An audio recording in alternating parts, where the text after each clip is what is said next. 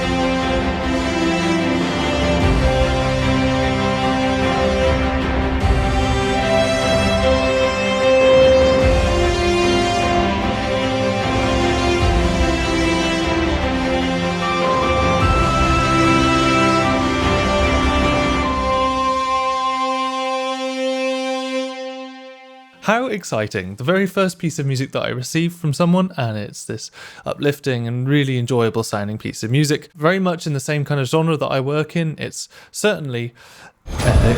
A good melody is something that I think is really important, as I've said before, and it's something that will carry your piece quite far. If you've made a tune that sticks in people's heads, that counts for a whole lot. And I certainly do like the melodies that I can hear in this piece. I also like the fact that there is a bit of texturing going on. We've got these solo cellos here,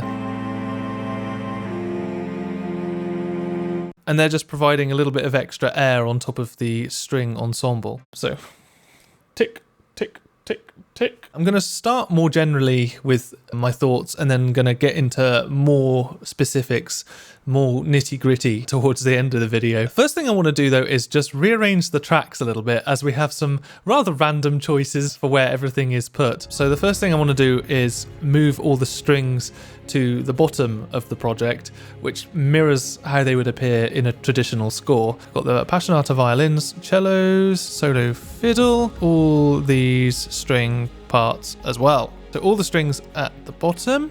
Woodwinds go at the very top of the project, so I'm going to just drag these up. It's just the whistles in this, I think. Yep. Below woodwinds is brass, so the horns are going to go under there. And then we have percussion. This is more or less all in the right place now. I'm going to pop the cymbals at the top Just going in order of pitch. Got some very deep bassy hits here and then a sort of mixed ensemble. So I'm going to put the mixed ensemble above the bassy hits. Oh, we've got large crashes there as well, nearly missed them.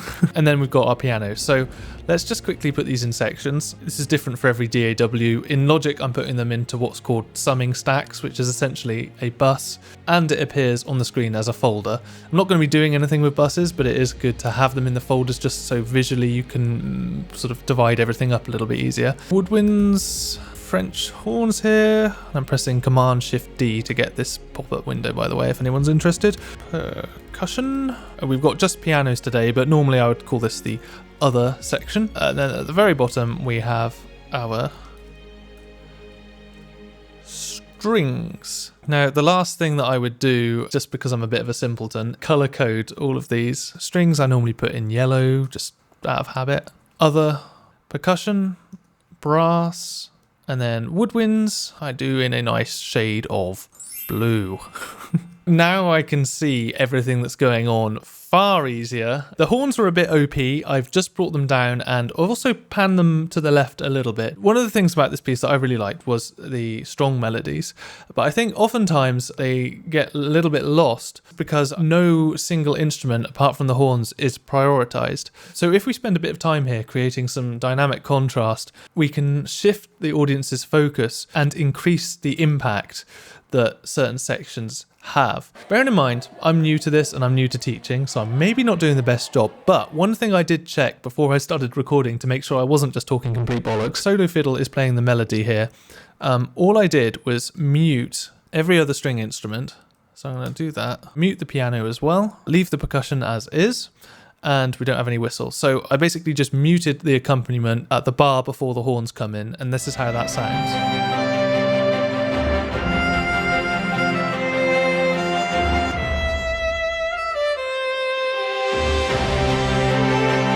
So that's quite an extreme example, but using that kind of mentality to write with is normally how my process works. So let me just check to make sure I'm not missing anything. So one of the things that kind of goes hand in hand with this is sharing the melody between different instruments.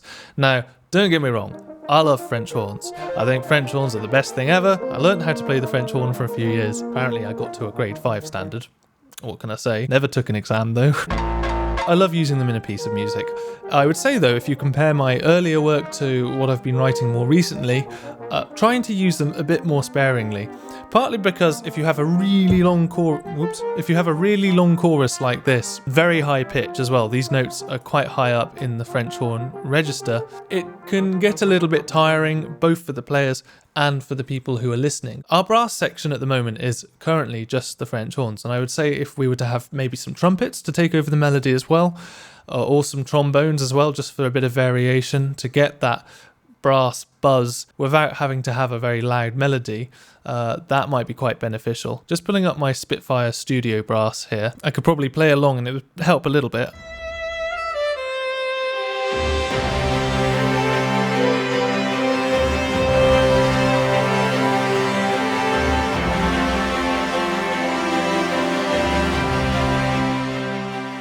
Makes the French horns sound brighter as well. It's like the buzz of the trombones is complementing the buzz of the horns. I'm just gonna have a listen to the melody a second.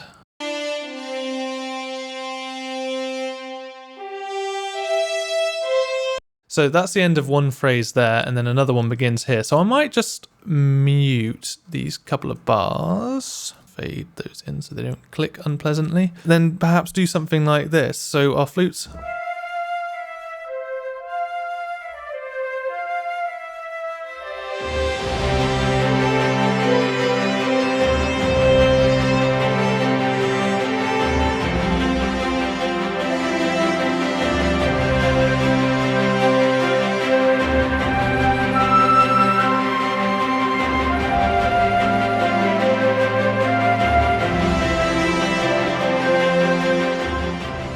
Got a strong melody, it's nice sometimes to pass it around and share it between different instruments. I really like where this percussion is going. I like the rhythm.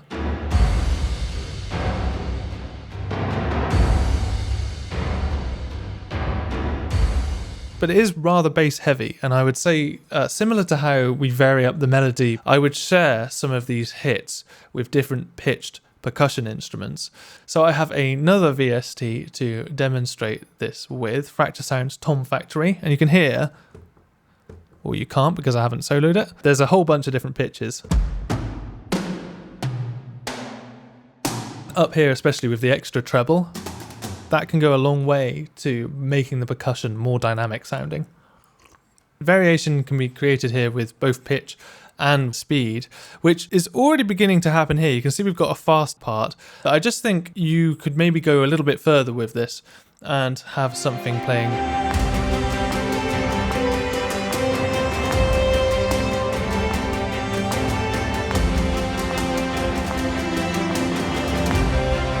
Something like that. And these deep booms, they sound absolutely great on their own, and in certain more atmospheric parts of a piece of music, they'd work really well. But when you've got so much bass coming from this instrument, this goes by completely unnoticeable, and essentially all that's happening is you are just adding all of this kind of low-end rumble to your mix. Personally speaking, if I muted this, I don't think I can hear any difference without it there. Versus. And this leads me nicely onto my next point, which is I think overall this piece needs a little bit more bass end. I was listening to the strings earlier, and let me just double check now I can solo them all on their own.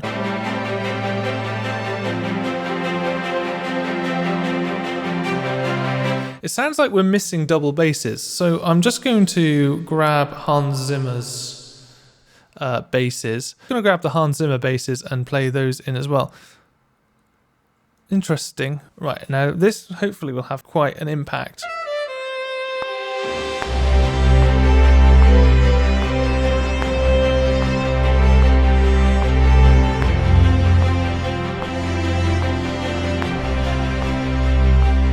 So yeah, it's a little bit out of control. The Hans Zimmer basses are always a little bit out of control, tell you the truth. But I think that does work quite nicely. Let me just move that extra large tom mix. So added a couple of things in that weren't there earlier in the piece.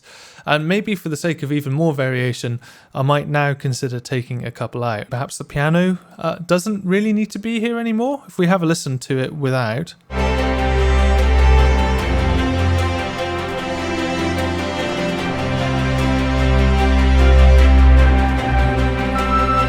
Kind of hear it come back in there, but you could more or less just hear the sort of dunk, dunk, dunk, dunk, dunk of the keys hitting rather than the actual notes.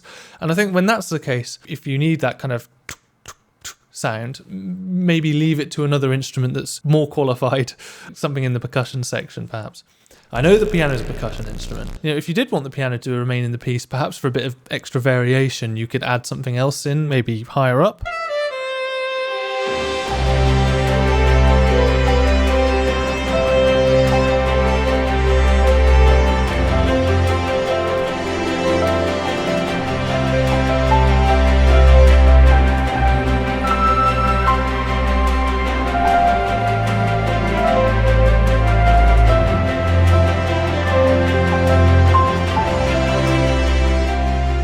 Bit off the rails there at the end. On a similar note at the beginning, we've got this D here which comes in twice and then never returns, which I think is a real shame because I actually quite like that D. I do think as well it's a colour that perhaps needs variation to stay interesting, so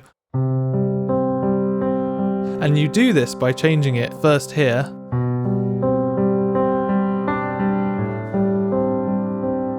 but then at that point I might suggest maybe doing something like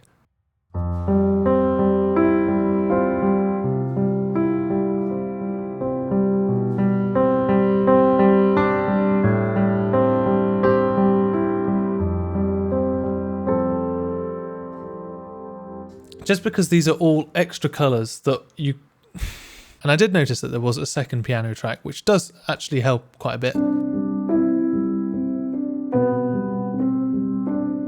But because quite a few other instruments come in about the same time as that, I didn't actually notice that on first listen. So by having the piano doing something a little bit more interesting earlier on, we're giving the piece stronger character right from the offset.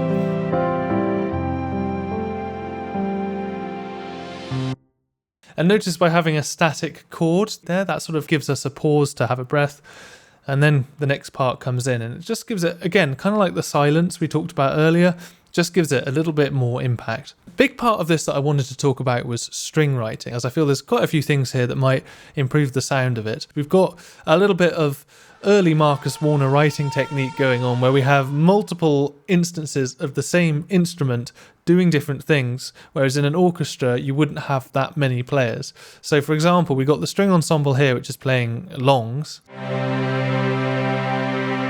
You can hear that's about here, playing these notes. But then we also have staccato strings at the same time. And it actually wasn't until I started looking into this project a little bit more that I even realised these staccato strings were here, because I was just hearing the longs. A substitute, if you wanted to keep both, you wanted like a smoother sound, well, we've got the trombones from earlier.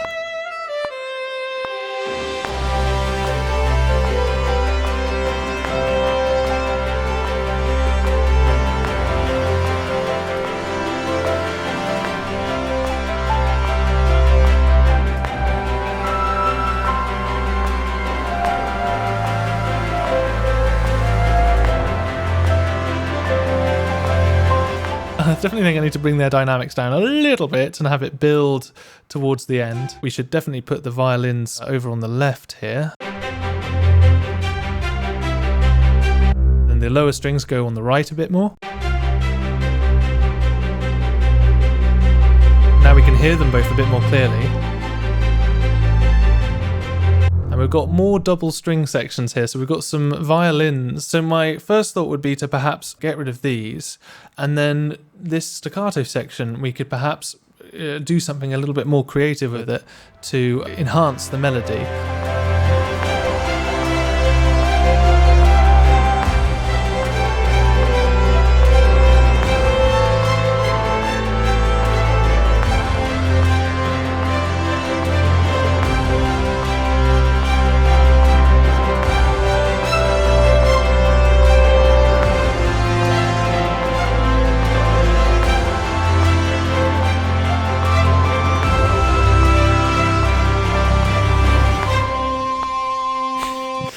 I'll just tidy this up as best I can. Cut these original strings there to meet them, so we have a bit of both. There we can hear the...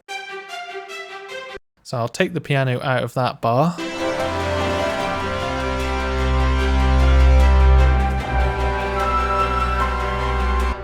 Just as an example of showing the melody around a bit, I might focus on perhaps building some of these layers up, taking these fifths and making them a little bit more dynamic, going up in pitch perhaps as the piece goes on. If you do want to have this kind of drone texture throughout, all you need to do to make this sound way more realistic is do that.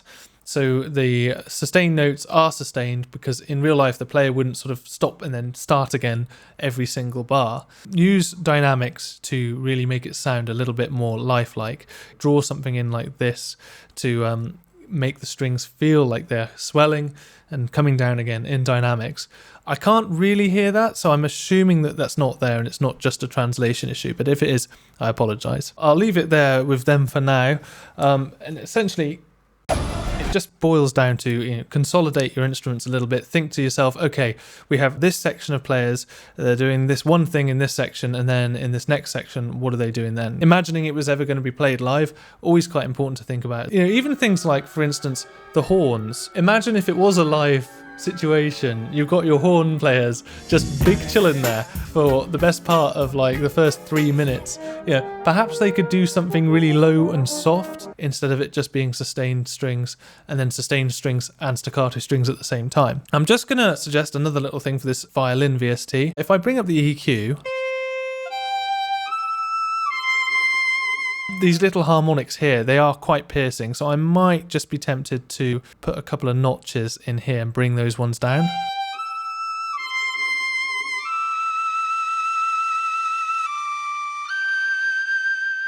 Yeah, again, because it's quite high pitched and a soloist, I might be tempted to add even a little bit more reverb.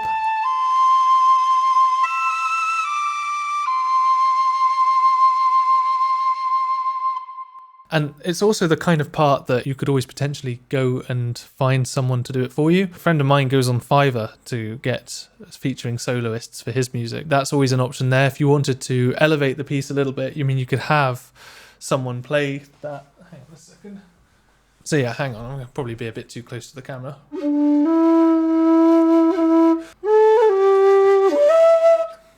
Play a bit further away.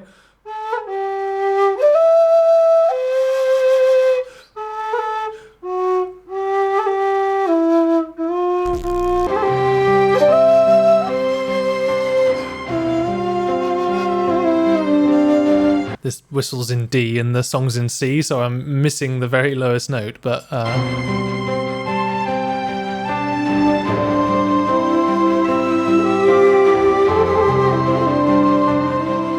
something like that. And that would be like a kind of next step kind of deal. By having that one living, breathing soloist over your VST orchestra, the whole orchestra is lent a bit of life from having that in there, and it's something that I've said many times in the past, so apologies for repeating myself. I mentioned in a previous video how I would use an egg shaker or a biscuit tin and clang it around and make noises. If you have any kind of microphone, and I mean any kind, including a phone microphone, you could record something like that and add it into your percussion section, because even that will give you a little bit of that liveness that is so important when working with virtual instruments. And aside from that, more details like harps, glockenspiels. What else can I think of off the top of my head? Not very much, apparently. Timpani might be an idea as well, and a few more sort of cymbal hits, piatti. But yeah, I think this is a really strong set of ideas, and as a project, it doesn't have to be taken too far to be turned into an overall excellent piece of music. Thank you very much to everybody that stuck through to the end. I hope that you got something useful out of this. And to Spencer, thank you very much for submitting your piece of music to me, and I hope that this information has been useful to you, especially. Next video will be up next month, and in the meantime, let me know if you have any ideas for what you'd like me to talk about. And until then, take care, and I'll see you when I see you. Goodbye.